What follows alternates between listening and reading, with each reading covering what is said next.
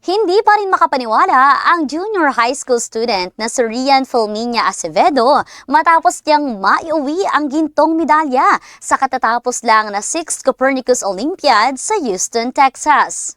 Sa 700 na mga estudyante na kumuha ng pagsusulit para sa qualifying round, isa ang 16-year-old Filipino Olympiad sa 6 na napili upang irepresenta ang bansa sa global round ng international competition sa North America. Isa nga ang Pilipinas sa 14 na bansang dumalo sa kompetisyon na ginanap naman sa University of Houston at Rice University.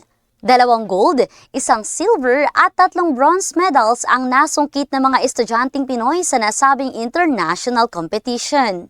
Sa exclusive interview ng Star FM Manila sa gold medalist na si Rian mula Dipolog City, thankful ito sa oportunidad na ibinigay sa kanya na maging isa sa mga estudyanteng representatives ng bansa. Looking forward rin ang Dipolog noon sa mga susunod pang international competitions na kanyang sasalihan.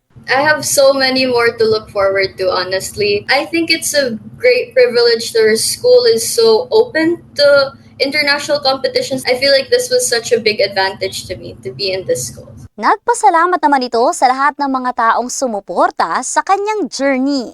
First, I'd like to thank my parents, honestly. And then I thank my friends and especially my teachers. They were such a big help. Ang Copernicus Olympiad ay isang kilalang international competition na ginaganap taon-taon para sa mga estudyante mula grade 3 hanggang 12 na naglalayong hikayati na masasain pa ang kanilang creative at critical thinking pagdating sa mathematics, physics, natural sciences, astronomy, cybersecurity at film.